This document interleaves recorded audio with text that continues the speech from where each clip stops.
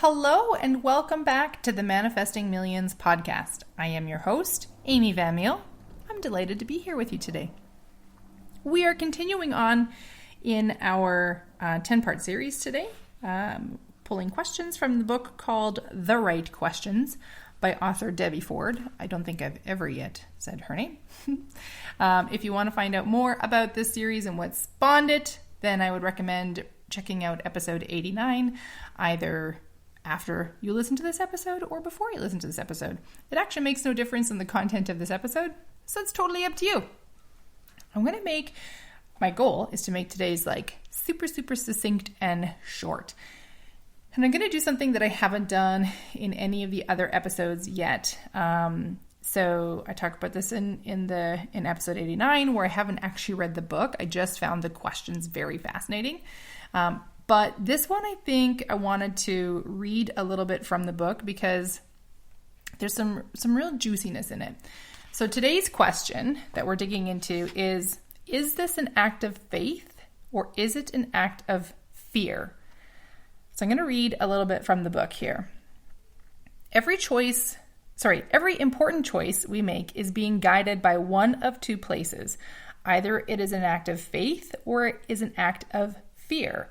Faith opens the door to a new future. It allows us to take new routes and explore different avenues.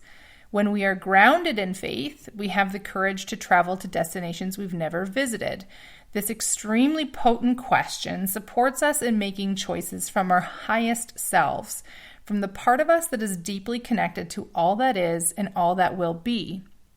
When we are making choices that are sourced by our spiritual essence and are grounded in faith, we experience unbounded freedom. Fear, on the other hand, keeps us rooted in the past. Fear of the unknown, fear of abandonment, fear of rejection, fear of not having enough, fear of not being enough, fear of the future. All these fears and more keep us trapped, repeating the same old patterns and making the same choices over and over again. Fear prevents us from moving outside the comfort or even the familiar discomfort of what we know. It's nearly impossible to achieve our highest vision for our lives as long as we are being guided by our fears. I love this question, and I wanted to share from the text directly because I think that the author does a great job of kind of unpacking those two. So it's a very nuanced question, and I was trying to think, how do we unpack this a little bit here, knowing that this is, if you and I were just to sit down and have coffee, we could talk about literally just the basis of this question for hours and not necessarily come up with any kind of conclusive answer, right? So I'm just going to share a little bit from a moment in my life. Well, let me think now. 9.5 years ago, to do some quick math. So 10.5 years ago, I met Dave. I was living in Winnipeg at the time. He was living in Calgary. We both worked for the same company. We sold a specialized product. Each of us were that contact person in our respective offices, which is how we got to know one another. And eventually, those work conversations turned into something more. And I remember Dave saying to me on the phone one night about coming out to Winnipeg to meet me. And I was like, he's not coming out to Winnipeg to meet me. Men don't fly from fancy cities like Calgary to, Winnipeg, which is the middle of fucking nowhere in Canada, to meet me. Who am I? That's not going to happen. So then the next day I got a really beautiful email from him that was just like, look, I have no expectations when I come out there, but we seem to get along so well and we connect on so many points that I would like to see if there's anything further here, because I think you're cool. I think this is going well. And I was like, okay, cool. Still there's no fucking way he's coming out. So then imagine my surprise that the day later I got his flight itinerary for coming out to Winnipeg. And I was like, oh my God, he's actually coming. So, huge act of faith for both of us. The fact of, him offering to come and booking the flights, me being willing to allow him to come and like stay at my place. Both of us kept it fairly quiet from everybody around, other than each of us told one close friend. We didn't know we were doing this, by the way. We learned this afterwards about each other. But basically just said, hey, look, I said to my friend, I'm like, so I've been talking to this guy. He's flying out from Calgary to see me. Maybe just like shoot me a text on like Saturday morning. And if I don't respond with like an hour or so, call me and like just make sure I'm alive, because I think he's legit, but I don't know. And Dave, as it turns out, said to his friend, hey, so I'm flying out to Winnipeg to meet this girl. Here's the address that I'm supposed to be staying at, just in case something weird happens. Obviously, everything worked out fine because we're getting married in 5 weeks from tomorrow. So at the time you're hearing this, it's going to be like 2.5 weeks away. But anyway. So fast forward, we spent a year back and forth. I'm flying to Calgary. He's flying to Winnipeg. That was a very expensive year, but very interesting. A very interesting way to get to know someone that way. And then it came to the point where we both decided we were ready for the next thing. And that looked like me moving out to Calgary. Now, what I found so fascinating was the input and kind of like concerns that I was getting from friends as I had made the decision to move and to go. And they weren't concerns of like, do you think it's a good idea? Is like, how's it going to work out? Blah, blah, blah. They were concerns of, but you're moving away from everything and everybody that you know, and you don't have a job out there yet, and you don't have friends out there yet. And like, how do you know it's going to be okay? And I remember talking with one friend in particular that said, they had heard of somebody, it was a colleague or somebody that had moved out to Calgary, and it was very specific about moving to Calgary, had moved to Calgary, found it to be a tremendously unfriendly city. They hated it. They didn't enjoy it. And so I think they would move for a relationship. I don't remember exactly, but they ended up moving back to Winnipeg, and they regretted having gone out. But in this telling, she was saying, this friend was always sort of half in. They kind of went out there going, well, let's see if this works out, but I'm not convinced, and blah, blah, blah. What I found so interesting was that without knowing it, and truly, like, all of my friends were coming from the best, most loving place. They cared for me. They wanted to make sure that I was making a smart, intentional move in my life, right? I don't blame them for that at all.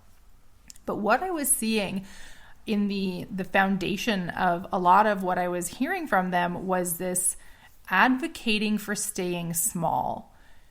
This real concern about, but what if it doesn't work out? What if you break up? What if it, whatever? And I'm like, yeah, that could happen, but it could also happen that we build a beautiful life together and that, he's my person.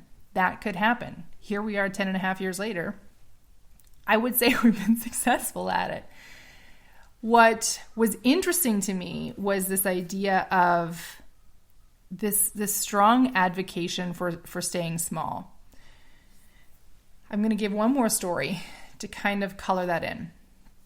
So a friend of mine, a couple years ago, these are all location specific to Calgary, which is kind of odd. I think Calgary is a beautiful city. So let me just, before I share this story, just front that, okay? I think Calgary is a beautiful city. It was delightfully friendly. Everybody that I've met here has been pretty awesome. It's an hour from the mountains. I don't know what people are complaining about, but I have met enough humans in my life from every possible corner of the globe. There's always something to complain about. So I have a friend who had been unhappy living in Calgary for quite some time. She was finding that it just was not... She would talk about the people that she met and this attitude that she kept coming across. And this, like, she just was like, Amy, just doesn't feel like I fit here. And I have this deep, deep belief that as big as the world is, it's actually a small place. And I find it so fascinating when someone is talking about moving, and I'm not talking about like moving from one house to another on the other side of town. I'm talking moving from like Canada to Europe, or in this case, Canada to Mexico. And people have this fascinating way of arguing for like, but like, you don't know what it's going to be like, and that's so expensive, and what if it's a mistake, and like maybe it's not so bad here, and maybe you just need to do blah, blah, blah, things. And when I was talking with my friend, she was saying all of these things that other people in her life were saying. They were really arguing for her to stay in this place that I could clearly see she was not happy in. We'd been friends for years, and for probably the second half of our friendship, that was what I had kept hearing, was that she was like, this doesn't fit me. I don't like it here. I don't want to be here. But she was finding her own limitations, right? When she finally made the decision to go, very much against everybody kind of around her, she was like, Amy, I'm going to be back in 6 months. I said, you are not going to be back in 6 months. You'll be back at some point to visit. Maybe it'll be in 6 months, but I don't think you're coming back. I think when you go, this is going to be a big deal and a semi-permanent move for you. As it turns out, she only just came back almost 2 years after she moved, and she's just traveling, but she hasn't moved back. Like, she will be going back to Mexico. She is lighter and freer and happier and so much more joyful. And when I hear about the experiences that she's been having during her time down there, I'm like, wow, that's amazing. And she's meeting really cool people. And I think that's amazing. And as much as, it hurts my heart a little that in a way I've lost a friend, someone who was here, who I would go skiing with. We would go for coffee or for walks, and I really loved spending time with her. It makes me so happy to see and hear how rich and full her life is, and to see the joy on her face when she's talking about whatever random thing, right, that's coming about. So just walking that back to our question, really think about anytime that you, this is really helpful for big questions, right? Small questions, faith and fear, don't really impact too much. But if you've got big questions in your life, if there's something that you've been wanting to do for so long, it's been calling on your heart for so friggin' long that you're finally like, fuck's sakes, like, what is going on here? Then start challenging yourself by asking, like, okay, what am I making the choice out of? And here's the part that's really sneaky. Fear sounds very logical, sounds very rational. It has all kinds of very supportable arguments for its restrictions. Things of faith usually don't. The list of arguments for staying in Winnipeg and just continuing to date Dave long term until that didn't work out anymore was a much stronger list than the list of arguments for moving to Calgary. The ones for moving to Calgary were basically, it'll bring me closer to the mountains, which I always knew I wanted to be, and I get to move in with Dave, and finally, we'll be together and see how that works out. That was a big step, and I could have taken a half step. So in the example of my friend who reached out and said, I had somebody who moved there and they hated it and they ultimately came back here, what I noticed was that they had gone with this 1 foot in, 1 foot out kind of thing. And that is us hedging our bets. If you are doing that in some area of your life, you're like, oh, I really want to do this, but I'm not quite sure. So I'm going to kind of put my toe in the water, but I'm going to keep my foot over here just in case this all comes crashing down. That is still an act of fear. Ultimately, in order to move in faith, you gotta jump all the way in, baby. You cannot stand halfway between the two and hope that it's going to come out. So if you're finding, when I moved here, I was not washing my hands of my previous life. I still have kept a lot of the relationships that I had from when I lived back in Manitoba, But I really made the choice, a very intentional choice, that if I was going to move here and I was going to come here, I was going all in. And I was not going to spend the whole time going, but I miss this part from, I'm air quoting here, from home. Calgary doesn't have this, it doesn't have that. And like, okay, sure, the mountains are there, but like we only go there like every 6 months or whatever, right? I really went, look, if this is going to work, I got to be all in and I got to trust that it's going to work out. And if somehow it's not, I want to at least know that I gave it my all. I didn't half-ass it or quarter-ass it, right? I went all the way in. So really challenge yourself if there's a space in your life, especially if there's something that you've been wanting to do for so long and you're like, okay, I'm going to just do this thing. Are you actually all in, or are you kind of hedging your bets? And see if you can challenge yourself to really take that leap. If you've watched The Good Place, I love the leap of faith versus the leap into faith. Anyway, we're going to use them the same on this show. But take that leap of faith and really just go all in and then see what happens. Fear is, I don't want to get too far deep into this because we're already at 16 minutes, but basically fear is a physiological reaction that is intended to keep us alive. It literally is a firing of our vagus nerve systems. There's 3 vagus nerves. I've been reading about those. So our vagus nerve systems, in order to fire up the body and shut down the unessential so that you can respond to an immediate, imminent threat. Something that like could literally end your life.